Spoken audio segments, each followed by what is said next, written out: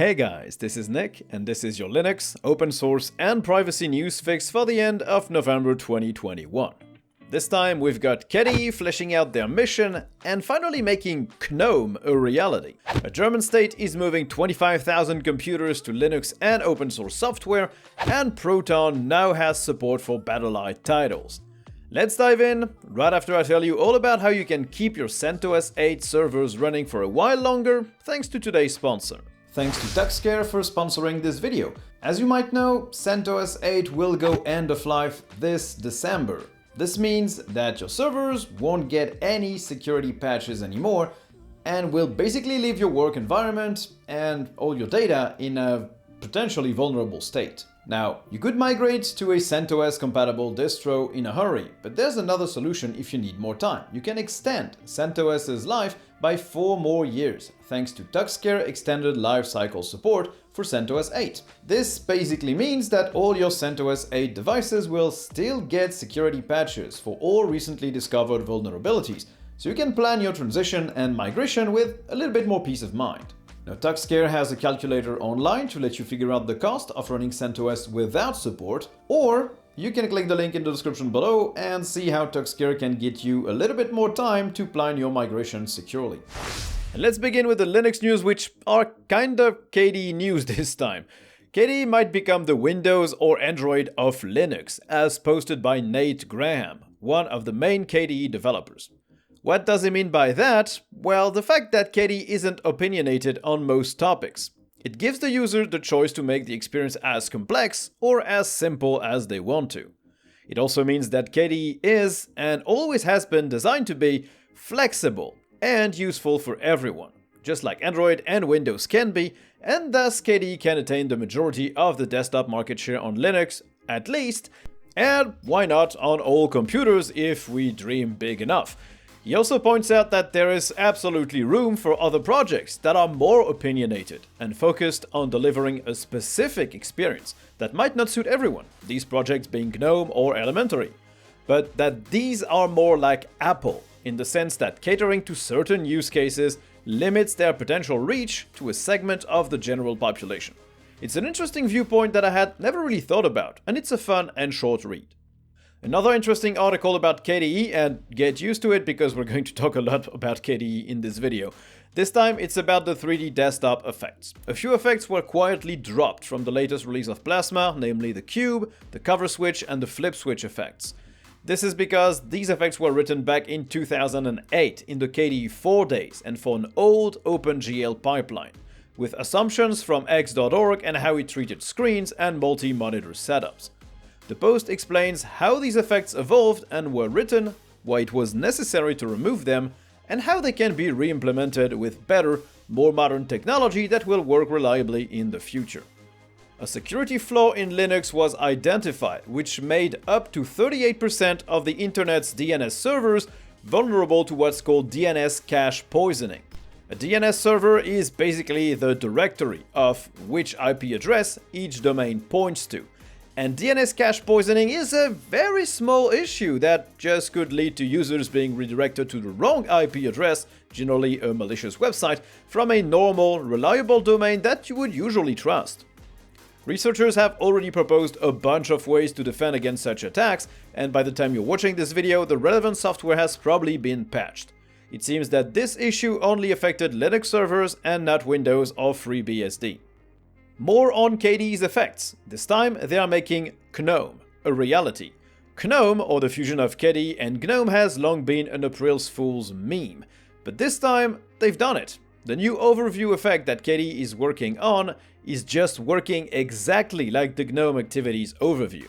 This new effect will let you see your virtual desktops, all your open windows, and now also search with KRunner, so you can get the same behavior as in GNOME if you want to.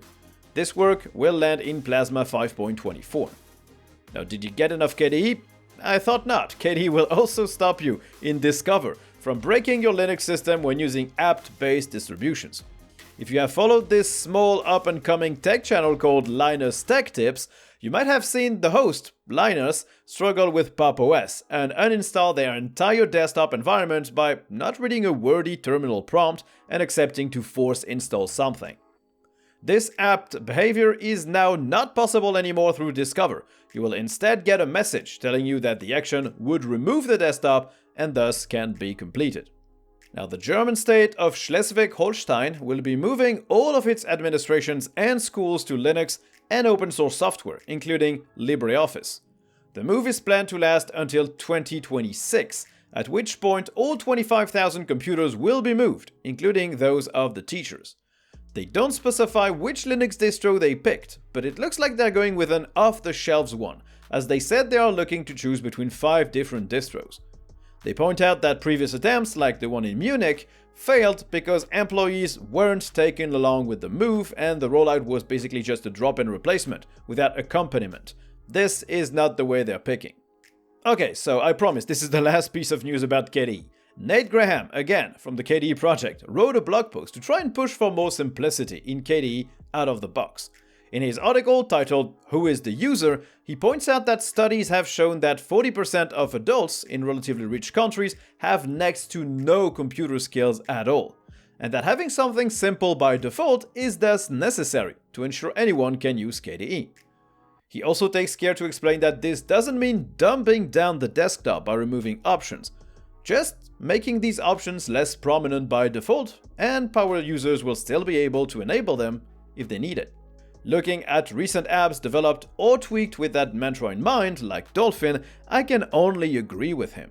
The simple defaults and huge amount of power and customization it hides is the perfect compromise for most people, and something other KDE apps should definitely look up to. Now, moving to some gaming news.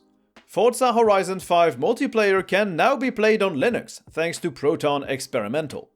The very recent release still doesn't work with NVIDIA GPUs yet, though, which is still an issue we will have to overcome for Linux gaming to become a viable solution. It's just not an acceptable experience to have certain GPUs working out of the box on day one and certain GPUs not working at all.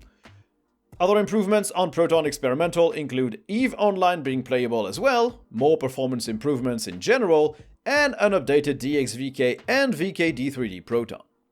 Wine 6.22 was also released with a new Mono engine, version 7 this time, to better handle .NET programs. There's also more improvements to the HID joystick support and the beginnings of the necessary work to move User 32 to Win32U.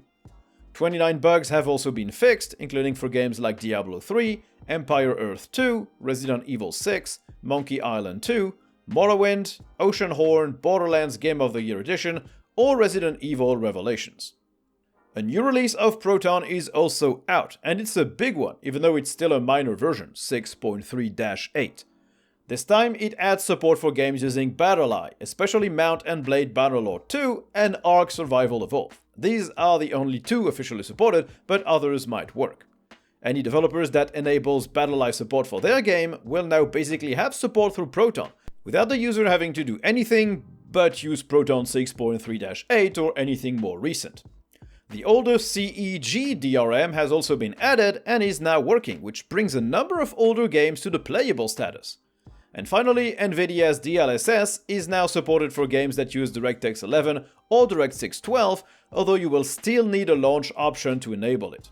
It also makes Age of Empires 4 playable, as well as Deathloop, Greedfall, or Mass Effect Legendary Edition. Valve has put out a new developer FAQ about the Steam Deck. Highlights include the fact that the Steam Deck will have an immutable file system on SteamOS 3, which is a good thing to ensure stability and easy update rollback. SteamOS will also be available as a separate OS. Valve is talking with the Godot Engine team to help make it support the deck well, and they also pointed out that users will be able to use Flatpak to install external apps without going into developer mode. Basically, SteamOS will be some kind of Fedora Silverblue-like OS, which I think is great for an appliance like the Steam Deck. It should make it rock solid, even though the OS is based on Arch. Now let's finish this video with some privacy-related news. Some of you may know that I would like to move to Portugal in the coming years. Well, of course they would now try and pass a law that turns the state into a mass surveillance dystopia. The new law is being rushed through the parliament to allow for invasive video surveillance in public spaces and through aerial drones. These systems would also be linked with facial recognition in public places. On top of that, the law proposes to withdraw powers from the National Data Protection Authority. As always, by themselves, these measures aren't terrible per se, but they give the tools to help an authoritarian government to restrict the freedoms of the people, and that data collection on such a global scale is just unacceptable. Let's hope this law doesn't get voted. The less scary news, DuckDuckGo now has a new feature in their Android app that help it block trackers from other applications. Inside of the DuckDuckGo app, you can turn on the App Tracking Protection feature, which will block trackers from third-party companies that are embedded in other Android apps. The feature is still in beta and invite only, but it's definitely an interesting one to make your Android experience just a little less spywary than the default. It won't block trackers that are necessary for certain apps to function though, so web browsers and games are excluded, for example. It depends on its own database, so it won't be completely exhaustive, but it also means it can be updated frequently and quickly as the database gets more fleshed out.